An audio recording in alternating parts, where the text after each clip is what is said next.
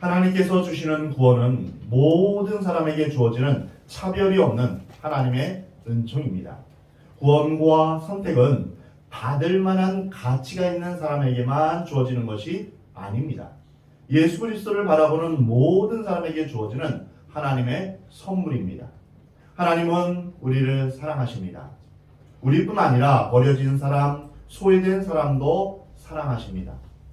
보잘것없는 사람, 작은 자라도 예수님은 기억하시며 찾아가서 구원하십니다. 성경을 보면 그리스도 안에 있으면 누구든지 새로운 피조물이며 누구든지 주의 이름을 부르는 자는 구원이 임한다고 말씀하십니다.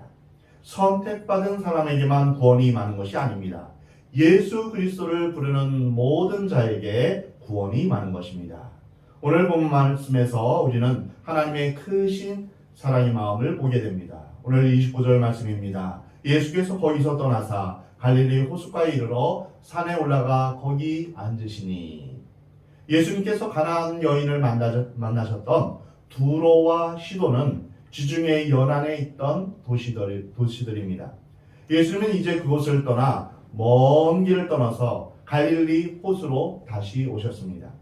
동일한 본문인 마가복음 7장 31절에서는 두로 지방에서 나와 시돈을 지나고 데가볼리 지방을 통과하여 갈릴리 호수에 이르렀다. 이렇게 기록되어 있습니다. 데가볼리는 이방인들이 사는 지역입니다. 데가는 헬라어로 데카로 10개라는 의미입니다. 그리고 볼리는 헬라어로 폴리스인데 도시들이라는 그런 뜻입니다. 다시 말해서 데가볼리는 10개의 도시들, 이러한 의미입니다. 데가볼리는 갈릴리 호수의 동쪽에 위치했습니다. 그래서 예수님은 갈릴리 바다를 중심으로 해서 크게 시계 방향으로 움직이신 것입니다. 예수님께서 갈릴리 호수에 이르렀을 때 이방인의 큰 무리가 예수님 앞으로 나온 것입니다. 데가볼리의 지역 또한 두로와 시돈에서도 이제 따라온 그러한 이방인들이 쫓아온 것입니다. 큰 무리가 다리 저는 사람과 장애인과 맹인과 말 못하는 사람과 기타 여럿을 데리고 와서 예수의 발 앞에 앉힘에 고쳐주시니. 말 못하는 사람이 말하고 장애인이 온전하게 되고 다리 저는 사람이 걸으며 맹인이 보는 것을 무리가 보고 놀랍게 여겨 이스라엘의 하나님께 영광을 돌립니다. 이 큰 무리는 여자와 어린아이를 빼고 4,000명이 넘었습니다.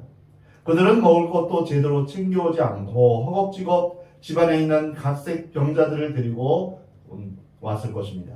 이 큰 무리들이 왜 이렇게 먼 길을 따라왔을까요? 이들에게는 강한 믿음이 있었습니다. 이들의 믿음은 어떤 믿음이었을까요? 그것은 훈련된 믿음도 아니고 철학과 논리와 이성에 근거한 믿음도 아니었습니다. 또한 바리새인과 서기관 같은 교리적이고 전통적인 믿음도 아니었습니다. 그들이 가지고 있던 믿음은 소박하고 단순한 것이었습니다. 예수 그리스도의 기적을 직접 목격한 것이며 예수님의 말씀을 직접 듣고 예수님을 직접 만나는 것, 그것뿐이었습니다. 그들 중에 장애인과 말 못하는 자들과 다리 저는 자들, 병든 자들의 고침을 받는 놀라운 현장을 목격했습니다. 이와는 대조적으로 바리새인들은 예수님을 보면서도 기적을 보면서도 계속 냉소적이고 비판적이고 냉랭했습니다. 선택받지 못한 이방인들은 작은 기적 앞에서 흥분하고 감사하고 감격했지만 수많은 기적을 보았고 천국의 말씀을 들었던 바리새인들은 냉랭하고 복음의 열기가 없었습니다. 현재를 사는 우리들 가운데도 하나님의 은혜와 사랑을 경험하고 복음을 듣고 있지만 냉랭하고 복음의 열기가 식은 사람이 있을 수 있습니다. 반면에 성령이 충만해서 뜨겁게 찬양하고 기쁨과 은혜가 충만한 사람들이 있습니다. 그 차이는 무엇입니까? 바로 믿음입니다. 말씀 가운데 매일 예수님을 만나는 사람은 놀라운 감격과 흥분과 기쁨에 가득 차서 살게 되는 것입니다. 오늘 본문의 4,000명의 사람들은 다리 저는 자와 장애인, 맹인, 말 못하는 자, 각종 병자들이 있었다라고 기록되어 있습니다. 그렇다면 그 분위기는 결코 지성적인 분위기는 아니었습니다. 세련된 사람들, 교양 있는 사람들이 모인 것도 아니었을 것입니다. 병자에게서 나는 이상한 냄새도 나고 각종 병자들의 들것, 옷까지 음식들이 여기저기 흩어져 있었을 것입니다. 아이들도 자유롭게 와서 소리 지르며 돌아다니는 한마디로 장터 비슷한 분위기였을 것입니다. 파이프 오르간이나 피아노도 없습니다. 물론 멋진 성가대도 없습니다. 시끄럽고 흥분에 들떠있는 약간 촌스러운 분위기였을 것입니다. 근데 중요한 것은 그 모임 속에 예수님이 계셨다는 것입니다. 그곳에 예수님이 계셨고 예수님의 말씀이 있었고 예수님의 기적이 있었습니다. 환경과 조건은 그렇게 중요한 것이 아닙니다. 어떤 주위에 사람이 있느냐 그것도 중요하지 않습니다. 중요한 것은 그곳에 예수 그리스도께서 계시냐 계시지 않느냐 그것이 문제입니다. 아무리 건물이 화려하고 웅장하더라도 그곳에 예수 그리스도가 계시지 않는다면 아무 소용이 없습니다. 우리의 인생도 그렇습니다. 아무리 외모가 출중하고 조건이 좋다 할지라도 그 삶에 예수 그리스도가 없다면 그 삶은 허무할 뿐입니다. 우리 안에 주님이 계시느냐 그것이 중요합니다. 예수님 앞에 모여든 장애인들은 돈 없는 가난한 사람들이었을 것입니다. 그러기에 냄새도 나고 지저분했을 것입니다. 그런 사람들이 모인 곳이지만 그곳에는 예수님이 계셨고 또한 기적이 있었고 감격과 환희가 있었습니다. 오늘 우리가 이것을 배워야 합니다. 오늘 본문에서 예수님이 걸으셨던 여정은 가까운 길이 아니었습니다. 굉장히 먼 길을 걸어서 왔습니다.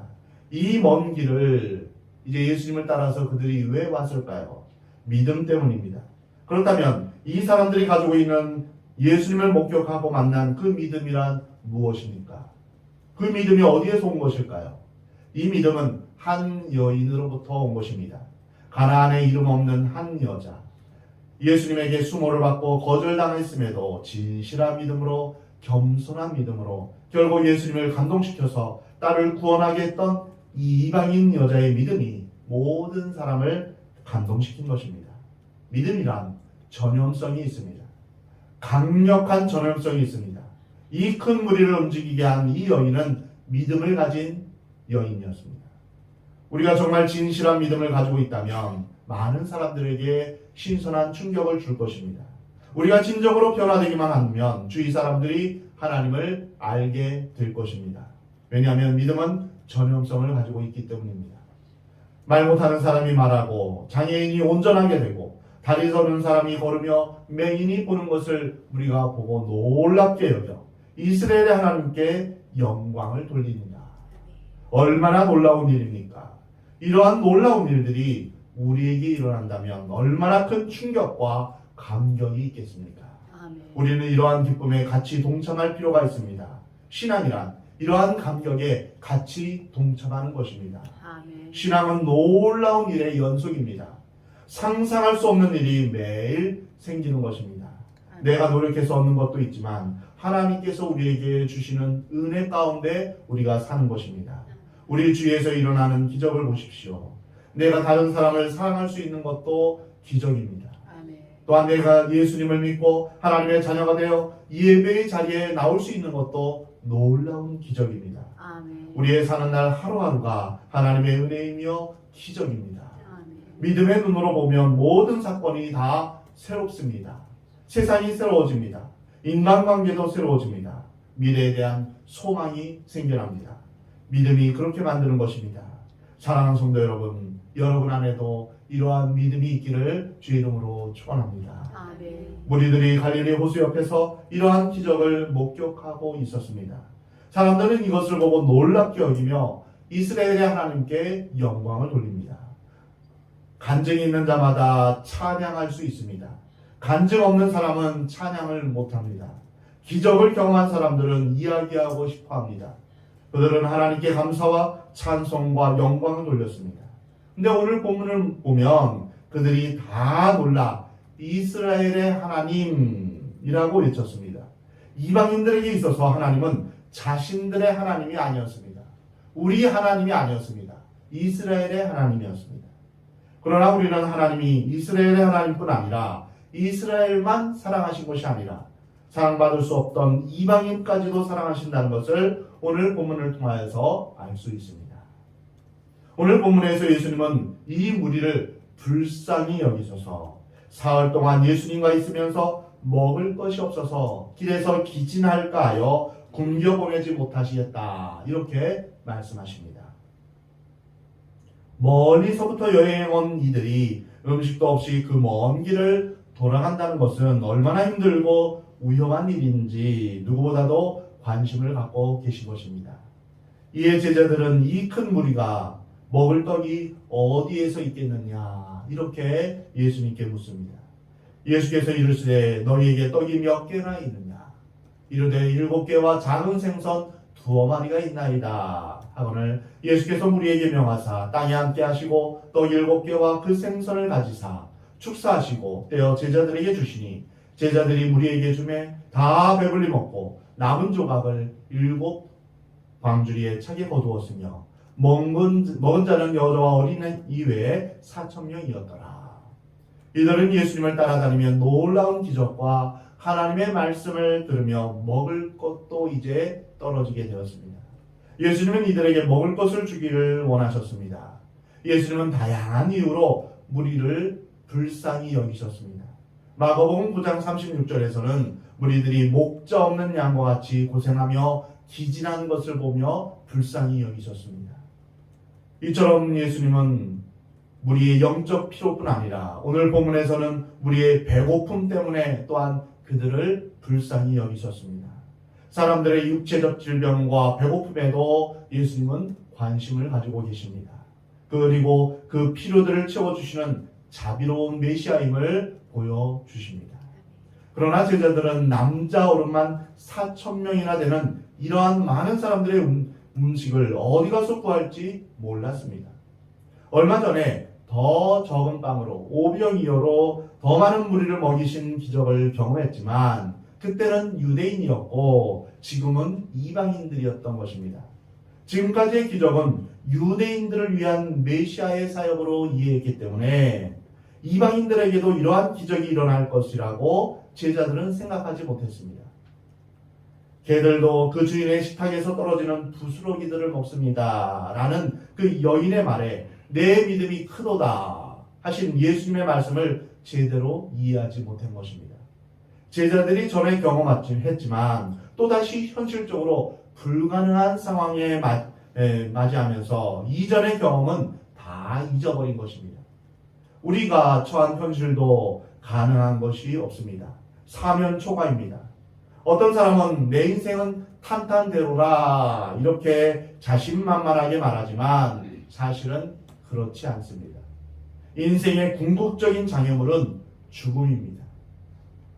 어느 누구도 죄와 죽음의 문제를 스스로 해결할 수 있는 사람은 아무도 없습니다.